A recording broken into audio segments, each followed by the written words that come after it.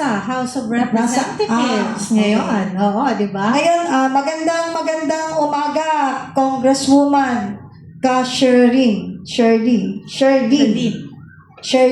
Nograles. Nograles. Hello. Magandang umaga, ma'am.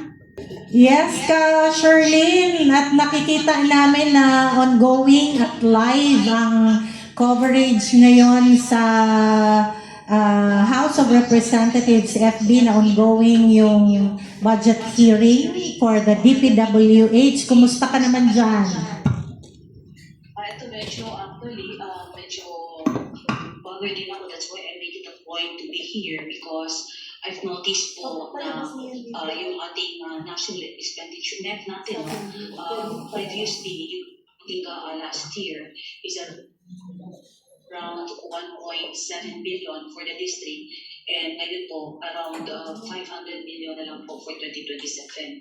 And in 2026, out of 84 projects, apat lang po ang may SARO, no? So considering na yung Jensen, bago lang po kami nakadanas ng 7.8 earthquake, and ang dami pang aftershocks, ang dami mga structures na badly damaged, no? With allocation of 500 million, talagang medyo hirap po itawid. So I want to know why, at saka maintindihan kung ano ang direksyon, no? Bakit nagkakaganito. That's why I make it a point to attend the budget briefing ngayong umaga po dito. Kapeni, susugan ko lang ng tanong si Congresswoman kasi mga kababayan, mga ka-vloggers, mga ka-media, tingnan nyo naman itong ginagawa ng administrasyon na ito. Imagine mo, from 1.7 million budget of the district, ginawa na lang 500 million. That's 1.2 billion na ibinawas. For what reason? Diba?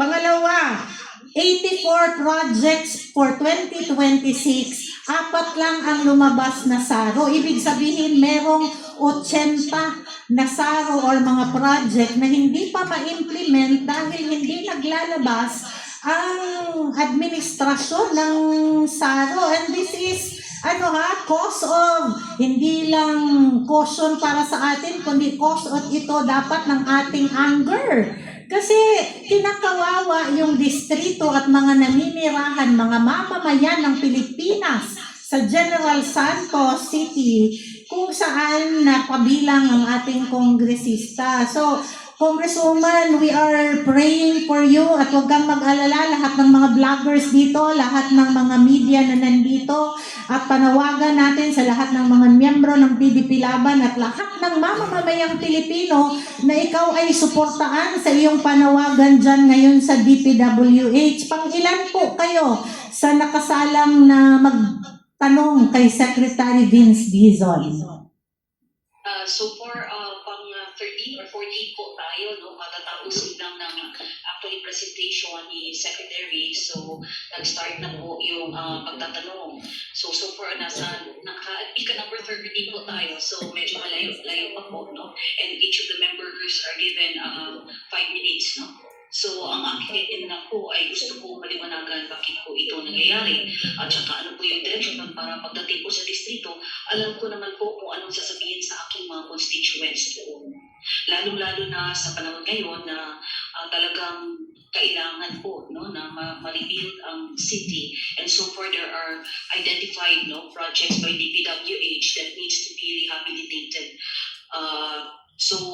Kasi ang problema, ang dami pa pong aftershock. So, pag hindi po ma-retrofit ng maagapan, ang tendency po ay mas lalaki yung damage, no?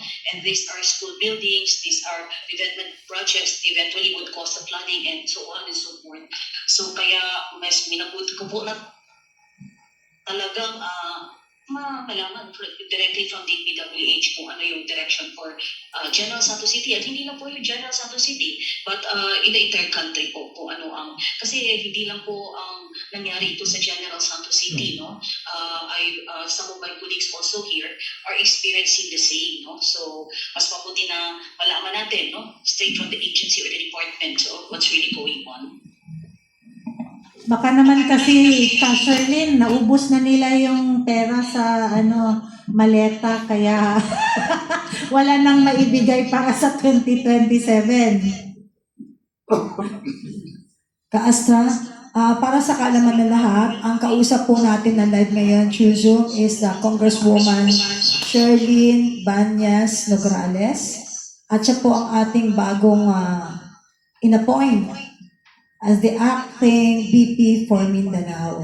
So, kanina may mga dalawang question po sa inyo, Congresswoman, si Ka Sherlyn. Naririnig niyo po ako? Yes po. Yes, magandang umaga. Baka gusto niyo pong batiin lahat, media, vloggers at supporters nandito po, nakikinig sa inyo, ma'am. Yes po, sa lahat po ng mga media bloggers and sa lahat po ng mga kaibigan natin at sa lahat ng mga nakikinig at lahat din po na nasa studio dyan sa PDP Laban headquarters.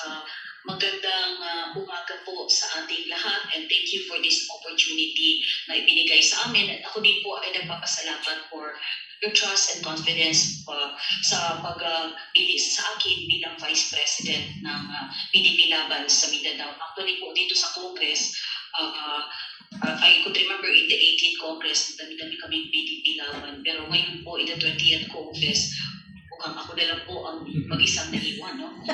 PDP Laban dito sa out of 318, more or less 318 members in the 20th Congress po dito sa House of Representatives. Salamat, Congresswoman. Alam mo, kung mag-isa ka na lang dyan, isa na lang pala yung hindi magna. Ay, kasi, Ka Sherlyn, may dalawang question po tayo nalaktawan kasi kayo po yung dapat tanungin kanina.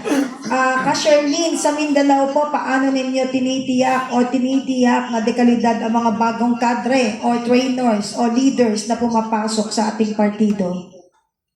Of course, ma'am, malaking bagay itong training, no? Kasi dito yung ideology change and yung values formation din ng members natin. So, malaking bagay po ito, lalo na sa ngayon, no? Alam natin na, ang money politics is really very prevalent. Pero dito sa PDP, we stand on our principles and ideology. So, malaking bagay ito mga basic training seminars natin at saka mga continuous na mga trainings natin and activities for PDP Laban. Thank you very much, Congresswoman. May isa pang tanong. Ka Sherlyn, sa Mindanao, ano po yung pinakamalaking challenge nyo pagdating sa integridad? At ano ang aksyon ng partido? We cannot change po the entire system, but we can only do so within our sphere of influence. One day at a time. Kaya po ako pinagsisikapan ko na what we do it with all honesty, dedication, and integrity. And we hope that magkakaroon po ng rippling effect and positive influence in the community. Hindi naman po natin mababago ang lahat, but we can start it with ourselves. Thank you very much, Ka Sherlyn. Alam nyo, sa totoo lang, Ka Sherlyn, ang hirap ng sitwasyon pero kailangan natin ng matinding paninindigan dahil katukso-tukso ang mga offer. Diba? So sa inyong paninindigan sa tama, isa lang naman ang dahilan kaya mababa po ang budget nyo. Hindi po madali, but of course, my loyalty will always be to God, the country, and the people. No? Yun po yung Salamat. Very, very good answer. Salamat kasi kahit babae ka, hindi dapat sasabihin babae ka lang. Kundi babae ka. Matapang ka pa kay Gabriela. Kasi iba na yung nasa likod ng Gabriela eh. Kaya alam ko yung tapang na totoo galing sa puso at tapang dahil sa title at sa grupong sinalihan. With that, Ka Sherlyn, maraming salamat. Alam ko uneasy ka dahil nakita ko nakatayo ka, naglalakad ka habang nag-zoom. At ingat-ingat, baka makagat. Maraming salamat po and God bless everyone. Ayan. We love you, Ka We love you. Sherlyn.